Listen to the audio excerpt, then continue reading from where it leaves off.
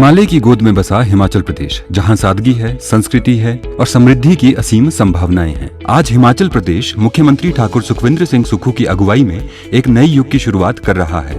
उनका लक्ष्य है व्यवस्था परिवर्तन के जरिए एक समृद्ध, आत्मनिर्भर और हरित हिमाचल का निर्माण करना। ये विकास यात्रा है सुदृढ़ ग्रामीण अर्थव्यवस्था से आत्मनिर्भर राज्य बनते हिमाचल की। हिमाचल के नव निर्माण के संकल्प के साथ मुख्यमंत्री ठाकुर सुखविंदर सिंह सुक्खू ने प्रदेश के चहुमुखी विकास के लिए योजनाओं की परिकल्पना की। हिमाचल प्रदेश प्राकृतिक खेती से उगाई गई फसलों पर किसानों को MSP देने वाला देश का पहला राज्य बना है। प्रदेश सरकार की यह पहल देश के दूसरे राज्यों को राह दिखा रही है। प्रदेश में प्राकृतिक खेती से उगाई गई मक्की को 40 रुपए प्रति किलो और गेहूं को 60 रुपए प्रति किलो की दर से खरीदा जा रहा है। प्राकृतिक खेती से तैयार कच्ची हल्दी के लिए 90 रुपए प्रति किलोग्राम समर्थन मूल्य दिया जा रहा है। पांगी को राज्य का पहला प्राकृतिक खेती उपमंडल घोषित किया गया है। किसानों को 2 रुपए प्रति किलोग्राम की दर से परिवहन भाड़ा भी दिया जा रहा है। हिमाचल देश का पहला राज्य है जिसने दूध पर किसानों को MSP दिया है। प्रदेश में लगभग 38,400 किसानों से रोज औसतन 2,25,000 लीटर गाय का दूध 51 रुपए प्रति लीटर की दर से खरीदा जा रहा है। भैंस पालकों से 61 रुपए प्रति लीटर की दर से दूध खरीदा जा रहा है। संवेदनशील प्रशासन की मिसाल कायम करते हुए अनाथ बच्चों की मदद के लिए कानून के तहत योजना बनाने वाला हिमाचल देश का पहला राज्य बना है। मुख्यमंत्री सुखाश्रय योजना से प्रदेश के 6,000 निराश्रित बच्चों को चिल्ड्रन ऑफ द स्टेट के रूप में अपनाकर मुख्यमंत्री ठाकुर सुखविंदर सिंह सुक्खू इनकी जिंदगी को खुशियों से भर रहे हैं। इस योजना को विस्तार प्रदान करते हुए अब परित्यक्त बच्चों को भी इस योजना का लाभ मिलेगा। चिल्ड्रन ऑफ द स्टेट को दिल्ली, चंडीगढ़, गोवा और अटारी बागा बॉर्डर का भ्रमण करवाकर इनके सपनों को नई उड़ान दी गई है। भ्रमण के दौरान इन बच्चों के लिए हवाई यात्रा के साथ साथ 3 सितारा होटल में ठहरने की व्यवस्था की गई। गुणवत्तापूर्ण शिक्षा के क्षेत्र में हिमाचल प्रदेश देश को दिशा दिखा रहा है। हिमाचल प्रदेश ने पूर्ण साक्षर राज्य की उपलब्धि को निर्धारित समय से पहले हासिल किया है। सरकार के प्रयासों के फलस्वरूप प्रदेश ने 99.30% साक्षरता दर हासिल की है। हिमाचल विद्यार्थी अध्यापक अनुपात में भी देश भर में अग्रणी है। NS सर्वे में हिमाचल देश के शीर्ष 5 राज्यों में शामिल है। असर रिपोर्ट में हिमाचल के बच्चों के पढ़ने और सीखने का स्तर देश में सबसे बेहतर आंका गया है। क्लस्टर आधारित प्रणाली को आरंभ कर बच्चों को बेहतर संसाधन सुनिश्चित किए जा रहे हैं। सभी सरकारी स्कूलों में पहली कक्षा से अंग्रेजी मीडियम शुरू किया गया है। राज्य के सभी विधानसभा क्षेत्रों में राजीव गांधी डे बोर्डिंग स्कूलों के निर्माण कार्य प्रगति पर हैं। वैश्विक शिक्षा पद्धतियों से शिक्षक और बच्चों को रूबरू करवाने के लिए मेधावी विद्यार्थियों को विदेशों का शैक्षणिक भ्रमण करवाया गया। नई शिक्षा पद्धतियों का समायोजन कर विद्यार्थियों को वैश्विक चुनौतियों के लिए तैयार किया जा रहा है। इंदिरा गांधी सुख शिक्षा योजना और डॉक्टर YS परमार विद्यार्थी ऋण योजना से बच्चे लाभान्वित हो रहे हैं। स्वास्थ्य संस्थानों को अत्याधुनिक मशीनों से लैस किया जा रहा है। अटल सुपर स्पेशलिटीज आयुर्विज्ञान संस्थान चमियाना और टांडा मेडिकल कॉलेज में रोबोटिक सर्जरी शुरू कर हिमाचल ने ऐतिहासिक उपलब्धि हासिल की है। प्रदेश में मेडिकल टेक्नोलॉजी को सुदृढ़ करने के लिए सभी स्वास्थ्य संस्थानों में 20 वर्ष से पुराने उपकरणों को नए स्वास्थ्य उपकरणों से बदला जा रहा है। इन प्रयासों के तहत सभी मेडिकल कॉलेजों में चरणबद्ध तरीके से 3 टेस्ला MRI मशीनें भी स्थापित की जा रही हैं। आदर्श स्वास्थ्य संस्थानों में 6 विशेषज्ञ चिकित्सक नियुक्त किए गए हैं।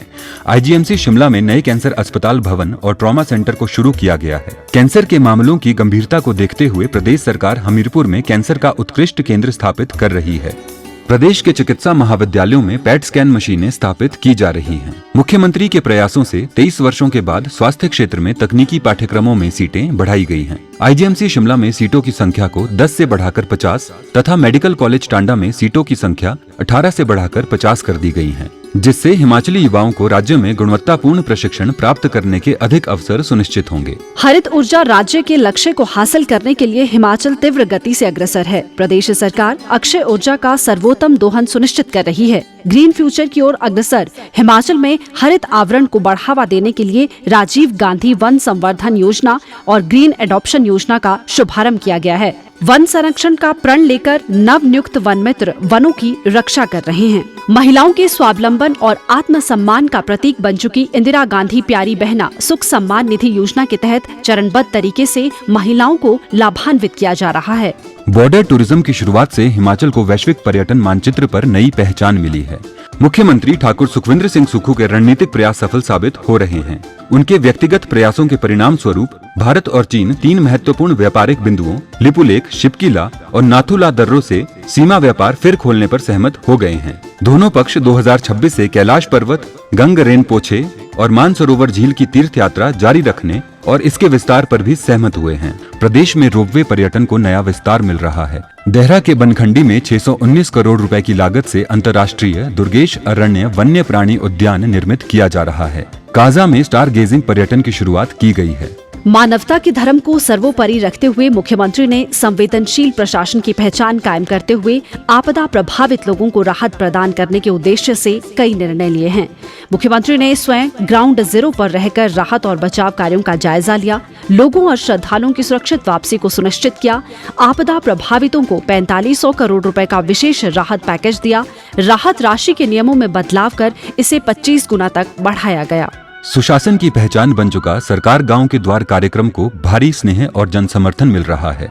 काला पानी कहे जाने वाले डोडरा कवार, कुपवी के टिक्कर गांव और जिला कुल्लू के सरची और बागासराहन गांव में सरकार गांव के द्वार कार्यक्रम में मुख्यमंत्री ने स्थानीय लोगों के साथ संवाद कायम किया है। संवाद की इस कड़ी से ठाकुर सुखविंदर सिंह सुक्खू और लोगों के बीच विश्वास की डोर मजबूत हो रही है। विकास की नई परिभाषा स्थापित करते हुए मुख्यमंत्री लोगों की वर्षों से लंबित समस्याओं का समाधान कर रहे हैं। लोगों को राहत प्रदान करने के उद्देश्य से प्रदेश के इतिहास में पहली बार तहसील और उप तहसील स्तर पर विशेष इंतकाल अदालतों का आयोजन किया गया।